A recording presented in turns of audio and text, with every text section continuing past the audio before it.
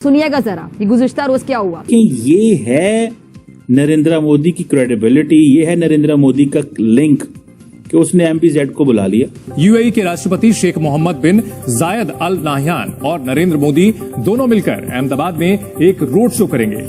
जो वहां पे मेन गेस्ट है वो कौन है? वो यूएई के प्रेसिडेंट मोहम्मद बिन जायद अल नाह्यान है, जिनके साथ प्राइम मिनिस्टर मोदी ने एक स्पेशल बॉन्ड, एक रिलेशनशिप बनाया, एक ताल्लुक बनाया, दोस्ती बनाई। हम कहते हैं गुजरात में बड़ी बदअमनी है, तो ये क्या हो रहा है? फिर वहाँ तो बड़े इन्वेस्टर आ रहे हैं। ये अब साथ साथ है जी, जिंदगी के साथ साथ है। आपको क्या लगता है वहाँ बदअमनी है? समझ नहीं आ रही हम किस मुल्क में पैदा हो गए, हमें पता नहीं चल रहा। वो जो गैर मुस्लिम है वो बहुत अच्छे हैं, उनके बच्चों को हर चीज मिलती है, सहूलत मिलती है। जापान के साथ है, और जापान जो है आप देखें ना, और उधर जो इन्वेस्टमेंट आ रही है उसमें चेक एम्बेसडर, प्रेसिडेंट, प्राइम मिनिस्टर आ रहा है, उसमें यूएई के प्रेसिडेंट आ रहे हैं। अब देखें, ये है नरेंद्र मोदी की क्रेडिबिलिटी, ये है नरेंद्र मोदी का लिंक कि उसने एमपीजेड को बुला लिया। उन्होंने क्या आ जाओ पाए भाई तो गुजरात दी। अब उनको पता है, हो सकता है वो कोई एमपीजेड को कोई छोटा मोटा शिकार भी कराएं, क्योंकि अल्लाह ताला ने बोला था, कहा था या फरमाया था उन्होंने जो भी कि जो इंडिया है ना वो इंडिया हो जाए या गैर मुस्लिम है, वो उन्होंने हमेशा उनको ज्यादा देना है मुसलमानों से। हाँ, कि जो लोग वहाँ पर रह रहे हैं ना, जो पाकिस्तान नेशनैलिटी के हैं, वो अपने आप को पाकिस्तानी भी नहीं कह रहे। ये भी हमारे लिए एक बिस्ती का मुकाम है। दुबई का वीजा लेना बड़ा मुश्किल हुआ पड़ा पाकिस्तान के लिए, तो जो नए लोग अप्लाई कर रहे हैं वीजा के लिए, उनको वीजे नहीं मिल रहे। लेकिन सवाल ये कि अरब दुनिया के फैसले मुस्लिम उम्मा को कहाँ ले जाएंगे? भारत में पहली बार मिडिल ईस्ट के एक मुस्लिम देश के नेता और प्रधानमंत्री मोदी का रोड शो होगा। अब देखिए। नमस्कार दोस्तों, स्वागत है आपका आपके चैनल EFCZ में। दोस्तों, दुनिया का कोई भी राष्ट्र हो और कोई भी राष्ट्र का नायक हो, वह नरेंद्र मोदी के बारे में जरूर जानता है और उनकी सराहना जरूर करता है। चाहे ऑस्ट्रेलिया के पीएम हो, चाहे अमेरिका के प्रेसिडेंट हो, और या फिर रशिया के प्रेसिडेंट, सभी नरेंद्र मोदी की दोस्ती चाहते हैं और नरेंद्र मोदी के साथ दोस्ती निभाते भी हैं। अगर बात करें सऊदी देशों की, तो चाहे सऊदी अरब हो, यूएई हो, कतर हो, ओमान हो, यमन हो, सभी भारत के साथ दोस्ती रखते हैं और नरेंद्र मोदी के साथ सभी राष्ट्र नायकों की विशेष मित्रता है। यूएई के प्रेसिडेंट MBZ भारत आ रहे हैं। जी हाँ, ये बहुत बड़ी खबर है कि वो भारत आ रहे हैं और नरेंद्र मोदी जी के साथ मिलकर गुजरात में रोड शो निकालेंगे।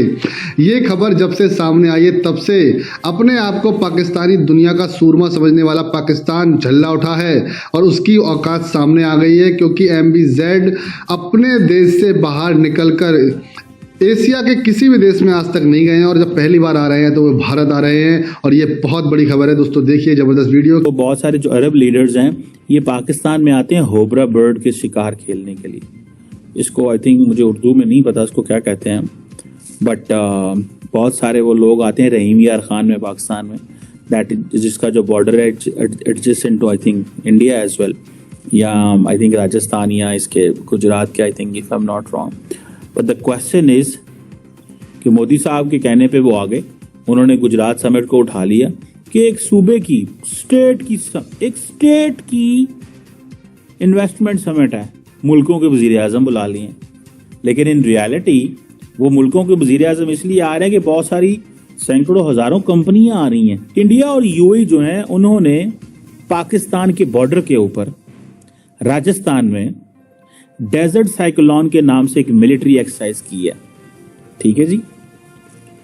और यूएई की जो लैंड फोर्सेस हैं, कोई 45 से एक लोग थे, उन्होंने जो जिसे वो कहते हैं कि एक उसके ट्रूप्स थे यूएई के लैंड फोर्सेस के, और कहा जाता है कि ये एक जॉइंट पिक्चर भी रिलीज की गई थी यूएई की और इंडियन फोर्सेस की।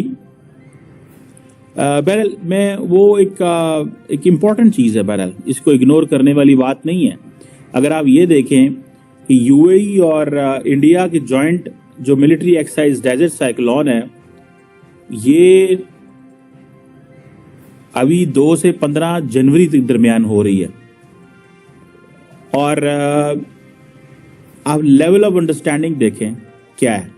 और आपको पता है, मैं कॉन्टिन्यूसली उसके बारे में बात करता रहा हूं और अभी भी कर रहा हूं कि इंडिया कितना स्मार्टली मिडिल ईस्ट के करीब हो गया, और हम जाते रहे हर 5 साल बाद, हर 3 साल। पहले हम 5 साल बाद जाते थे मिडिल ईस्टर्न दोस्तों के पास और कहते थे साढ़े हालात बड़े खराब ने, पिछली हुकूमत कुछ नहीं छोड़ के गई, 2-3 अरब डॉलर हमारे बैंक अकाउंट में डालें।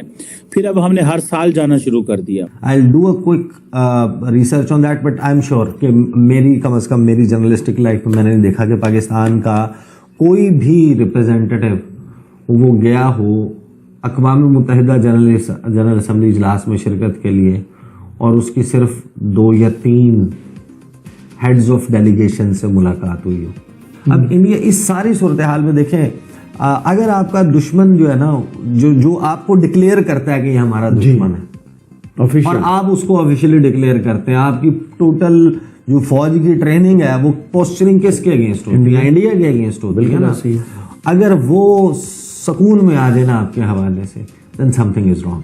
पाकिस्तान एक ऐसी कौम, अल्लाह माफ करे, एक ऐसी कौम बन गई है कि यहाँ जिस किसी ने भी एक्सपीरियंस किया, अपने भाई के साथ कारोबार करने की कोशिश की है, तो वो उसको नुकसान ही हुआ है।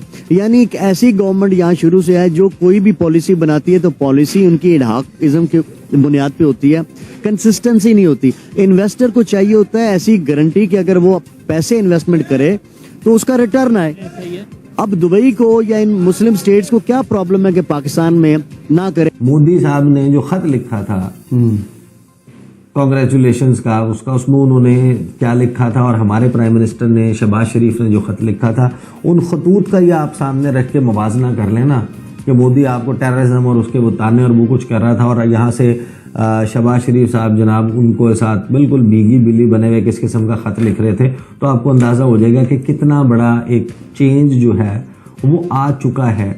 शहबाज शरीफ साहब के दौर के वक्त से अब तक तो कंटिन्यू कर रहा है। ऑनवर्ड्स ये कैसे चलता है, ये डिपेंड करता है कि इलेक्शन होगा, कौन हुकूमत बनाता है, कैसी हुकूमत बनाता है। अगर तो मियाँ साहब ने आना है तो उनका मौक़िफ़ इंडिया के मौक़िफ़ से अलाइन करता है। अब भारत जो है वो अपनी आइडेंटिटी रिक्लेम कर रहा है, भारत अपना जो सिविलाइजेशनल जो स्टेटस है उसको रिक्लेम कर रहा है, भारत अपने जो एक नया आइडेंटिटी, अपनी जो कल्चर है उसको क्लेम कर रहा है। डॉक्टर साहब माजरत मैं इंटरप्ट कर रहा हूँ, भारत का कौन सा कल्चर था, कौन सी सिविलाइजेशन थी? ये तो छोटे छोटे राजवाड़े थे और फिर ये जो सिविलाइजेशन जिसकी वो बात कर रहे हैं, उस सिविलाइजेशन में तो अमन और पीस था, वो कहीं एग्रेसर तो कभी भी नहीं रहे। अब ये अखंड भारत जो है ये तो उसी तरह है जिस तरह ग्रेट इजराइल की बात की जाती है, तो ये तो एक किस्म की इंपीरियलिस्टिक डिजाइन मुझे नजर आ रही है, जिससे जो पड़ोस हैं भारत के वो तो बड़े गैर महफूज अपने आप को समझ रहे हैं। डॉक्टर साहब, ये जो आपने पॉइंट्स रेज किए हैं ये बड़े जेन्युइन पॉइंट्स हैं, लेकिन इसमें जो क्वेश्चन है ना डॉक्टर साहब, वो ये है कि वो अपनी आवाम को क्या सेल कर रहे हैं। वो अपनी आवाम को ये सेल कर रहे हैं जी कि हमें तो 1000 साल मुसलमानों ने रूल किया, हम और फिर उसके बाद ब्रिटिश आ गए और हम तो अपना असल जो है वो दुनिया को बता ही नहीं सके। हम तो बड़े अमीर हैं, हमारे पास तो बहुत कुछ है, हमने तो दुनिया में तरक्की करनी थी। मैं बता रहा हूँ कि वो क्या सोच रहे हैं।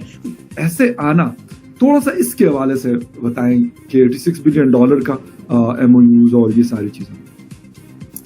86 बिलियन अभी तक हुए हैं, 10 से 12 जनवरी को ये समिट हो रहा है, तो अभी तो और होंगे। ये तो बस इनिशिएशन में है, तो ये हो चुके हैं, तो अभी और भी होंगे। देखिए इसको ये समझिए, शेख अल नहयान जायद साहब जो है मैं उनका बहुत बड़ा फैन, बड़े विजनरी आदमी है, ठीक है ना। He is a very progressive man and he is a visionary man and so is mister Mohammed bin Salman. Exactly, ठीक है ना। उनके जितना वो जिस परिस्थिति में he is a real leader, जिस परिस्थिति में वो काम कर रहे हैं, he is like a tongue working among the teeth, समझ रहे हैं ना। उस आदमी ने क्या नहीं किया है अभी तक जो एक प्रोग्रेसिव समाज को करने, ही इज डिलीवरिंग। उन्होंने कहा था मोहम्मद बिन सलमान साहब ने, मैं 5 साल में यूरोप बनाऊंगा, अगर ये सब नहीं होता वो बना देते। उन्होंने तबलीगी जमात को बैन कर दिया, लड़कियों के लिए उन्होंने ड्राइविंग खोल दी, सिनेमा हॉल वगैरह सब खोल दिए। तो दैट मैन हैज विजन। तो आपको ये वीडियो कैसा लगा कमेंट बॉक्स में जरूर लिखिए। इस वीडियो को लाइक कीजिए, शेयर कीजिए, सब्सक्राइब करना ना भूलिए आपके चैनल EFCZ को। तो मिलते हैं अगली वीडियो में। जय हिंद।